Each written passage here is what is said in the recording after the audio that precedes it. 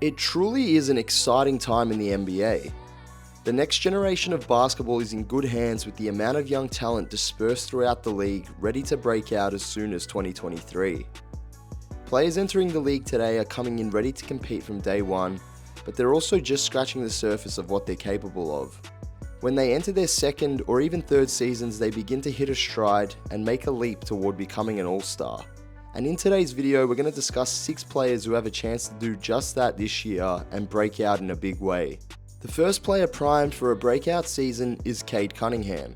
The former #1 overall pick had an impressive rookie season in 2021-22, finishing 3rd in Rookie of the Year voting. However, in his second season, Cunningham played in just 12 games before undergoing surgery on his left shin and missing the rest of the season.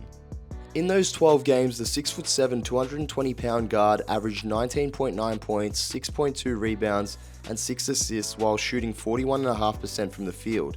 That said, Cunningham's most impressive ability may be his vision and his playmaking ability. His shooting percentage from deep is low at 30.9% on his career, but that's something many young players struggle with and subsequently improve on.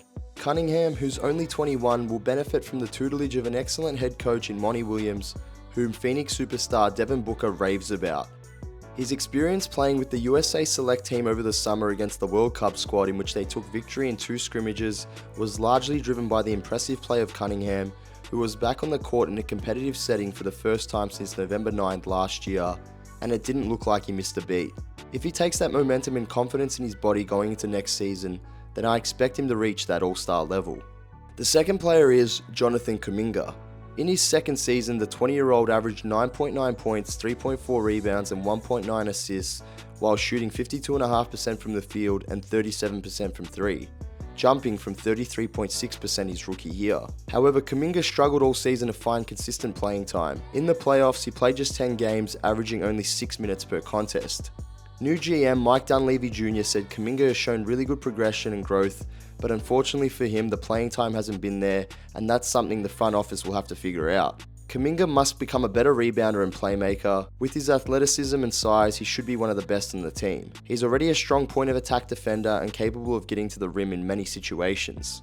On Paul George's podcast recently, Draymond Green said veteran guard Chris Paul, whom the Warriors recently acquired, will completely unlock Jonathan Kuminga and his growth. What he will do for Jonathan Kuminga and unlocking Kuminga is huge. Absolutely huge. Kuminga is more of a gamble as a breakout player than the rest of the names on this list. He's shown flashes of all-time athletic ability, but if head coach Steve Kerr doesn't give him consistent playing time, he could fizzle instead of sizzle next season. But if he puts it all together and gets the consistent minutes, there's no reason why he can't have a career year. The third player on the list is Franz Wagner. At 6'9", Wagner is a very versatile player who can create his own shot off the dribble, generate offense for others, stretch the floor, attack the basket, and move well in transition. Last season, Wagner averaged 18.6 points per game on 14 field goal attempts. If he can get even a couple more shots up on a nightly basis, he should have no problem clearing the 20-point per game threshold. Despite missing a large chunk of Germany's World Cup campaign with an ankle injury, he played a crucial role in helping his country secure the gold medal after averaging 16.8 points, 6.5 rebounds, and 3 assists per game. Wagner is one of only 4 players under the age of 22 to average at least 18 points per game on 58% true shooting. He's already such a refined scorer at such a young age. Brighter days are ahead for the Magic led by the pair of Wagner and Paolo Banchero. They're going to be a formidable duo for years to come, and it wouldn't be surprising to see them compete for a playing spot in 2023-24 because of Wagner's presumed breakout. The fourth player on the list is Keegan Murray. When the Kings traded Rashawn Holmes to the Mavericks to create cap space, it felt as though they were prepared to follow up their unexpected yet impressive season with a splash free agent signing. However, they elected to use that extra cap space to take care of their own, giving Domantas Sabonis a handsome pay rise while re-signing Harrison Barnes and Trey Lyles.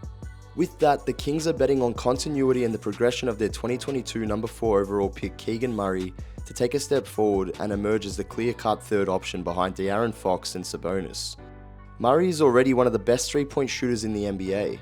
Whether it be catch and shoot, spot up, or transition threes, he can simply do it all with an extremely quick trigger.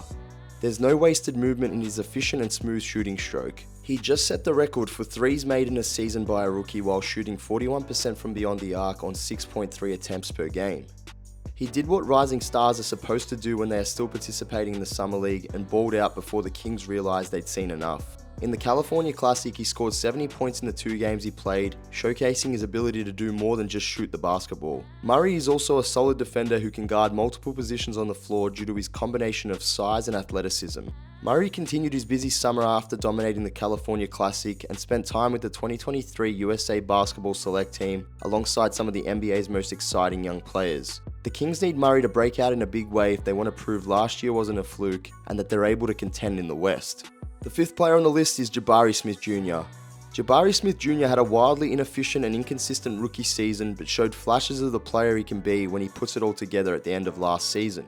And in the Summer League, it felt like Smith took the momentum he gained from the end of the season and finally began putting it together. He absolutely dominated the competition, even hitting a miraculous buzzer beater against the Blazers.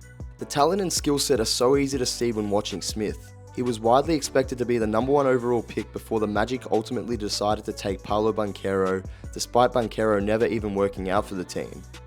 After a rookie year filled with ups and downs, Smith himself has made it a goal to be more consistent and win the Most Improved Player award next season. The 6'10" forward has a 7'2" wingspan that enables him to shoot over virtually any defender, and he has an extremely pure jump shot. Entering his 2nd season with some NBA experience under his belt should go a long way for the 20-year-old. Not to mention, the coaching upgrade from Steven Silas to Ime Udoka should pay dividends for Smith and the rest of the young Rockets players moving forward. It is a crowded frontcourt between Smith, Alperen Şengün, Amen Thompson, Tari Eason, Dylan Brooks and Cam Whitmore, but the Rockets are going to give Jabari Smith Jr. every opportunity to build off the momentum he developed between the end of last season and the Summer League. And the final player on the list is none other than Jalen Williams. Jalen Williams was absolutely incredible in his rookie season.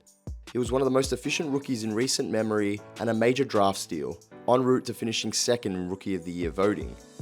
After the All-Star break is when Jalen Williams really began to take off. Williams was a consistent and reliable 2nd or 3rd option behind SGA and Josh Giddey, which helped propel the Thunder to a surprising play-in tournament appearance. Williams averaged 14.1 points per game to go along with 4.5 rebounds and 3.3 assists per game, while shooting 52.1% from the field. Like Keegan Murray and Jabari Smith Jr., Williams also dominated the Summer League in the limited action he saw. He scored 21 points in 22 minutes in the Thunder's Summer League opener against the Jazz before the team ultimately decided to shut him down for the rest of the summer not too long after. Once his time in the Summer League concluded, he joined the USA Select Team and was reportedly a standout in scrimmages. Williams is listed as the Thunder's starting power forward despite being 6'6". His strength and 7'2" wingspan help him to match up with bigger defenders. However, he's also shown the ability to run the offense and operate as a playmaker and ball handler when needed.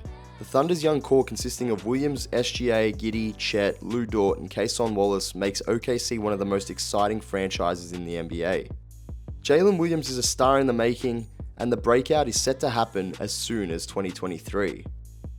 So what did you guys make of this list? Who did I leave out and who do you guys expect to break out?